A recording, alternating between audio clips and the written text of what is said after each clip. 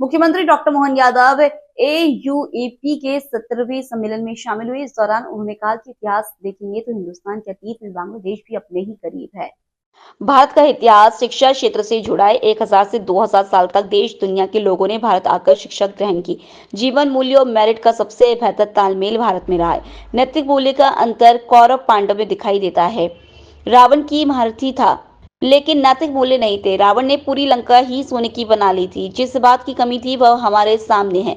राम जी आम लोगों के साथ नैतिक मूल्य स्थापित करते हैं। मुख्यमंत्री ने आगे कहा कि इजराइल लगातार संघर्ष कर रहा है, 2000 साल से अपनी जमीन ढूंढ रहा है। इसकी भी बात होनी चाहिए। लड़ कौन रहा है, लड़वा कौन रहा है, मर कौन रहा है, मरवा कौन रहा है, यह भी हमें देखना पड़ेगा। इस बीच जीवन मूल्य और शांति की बात कौन कर रहा है, यह सिर्फ भारत कर रहा है। जनता की योजनाओं की भागीदारी का भाव लेकर चलना, यह भाव लेकर कौन आया। मुख्यमंत्री ने पूर्व प्रधानमंत्री मनमोहन सिंह पर निशाना साधा। उन्होंने कहा, मैं यह राजनीति के लिए नहीं कर रहा हूं, मेरे अंदर भाव आ रहा है इसलिए कह रहा हूं। उसके आसपास ही सारा माहौल बना हुआ है।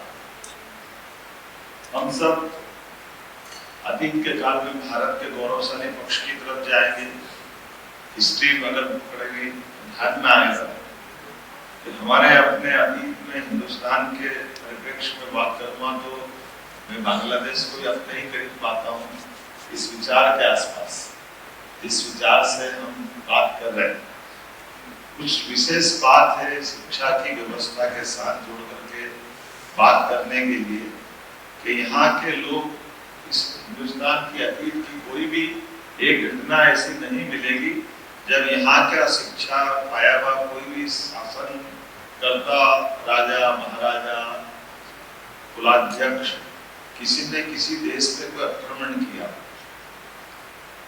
लेकिन ये बात भी सही कि 1000 साल से 2000 साल तक, 2000 से लेकर और कई साल तक यहाँ आकर के दुनिया के लोगों ने शिक्षा ग्रहण की, इसके उदाहरण मिलेंगे। इसके उदाहरण तक्षशिला, नालंदा, ऐसे कई और विश्वविद्यालयों में मिलेंगे।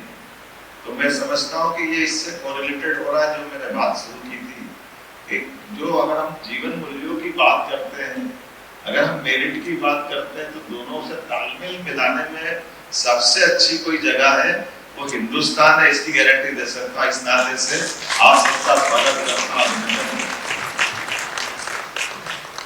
हमारे विचार के लिए सर्वाधिक अनुकूल अगर कोई स्थान 200 से ज्यादा देशों में है तो वो हिंदुस्तान से मैं बात जोड़ के कर रहा हूँ।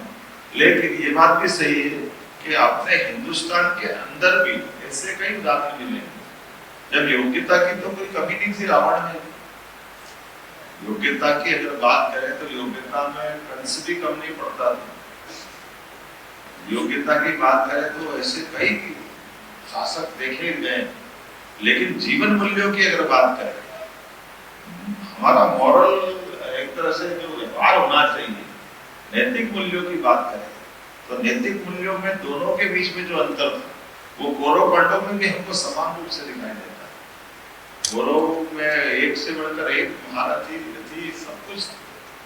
लेकिन नैतिक मूल्यों के आधार पर, जीवन मूल्यों के आधार पर पांडव से वो पांडवों को हीरो बनाते हैं और ये विलियन हो जाते हैं। दोनों में जमीन आसमान का अंतर हो जाता है। कर्ण की अगर बात करो तो कर्ण की अपनी योग्यता किसी प्रकार से कोई कम नहीं है। कर्ण का धनुष होना, कर्ण की अपनी जो टैलेंट गजब, अर्जुन कहीं नहीं लगता उसका। लेकिन कर्ण की अपनी दृष्टि, कर्ण का अपना प्रतिशोध, उसके अपने अंदर के भाव, मनोभाव, स्वभाव, उसकी अपनी जिद, उसको अपनी सारी चीजों को चौपट करते हुए डूबते हुए जहाज के साथ खड़ा कर देते। भगवान कृष्ण ने तो आखिरी समय में भी कोशिश की उस रहस्य को उद्घाटित करते हैं जिसके आधार पर वो एक तरह से तो असामान्य बात है। लेकिन ये जो विषय अपना है उस विषय का एग्जाम्पल अगर अपन ढूंढेंगे तो कर्ण भी नहीं खड़ा दिखाई देता। रावण के भी ऐसे संसार में बहुत सारे उदाहरण है। कोई ऐसा कोई राजा हो सकता है जिस राजा के बलबूते पर उसका अपना स्वयं का तो ठीक है, अपना स्वयं का महल बना ले, सोने का वहां तक भी ठीक है, लेकिन पूरी लंका सोने की कर दे। प्रत्येक व्यक्ति का मकान मेरे मकान जैसा होना चाहिए। अगर आप कल्पना करें, दोनों की तुलना करें, रावण के जीवन में क्या उसको कमी थी जो ग्रह नक्षत्रों को पकड़ के शनि को बांध के पटक दे, कितने उदाहरण भरे पड़े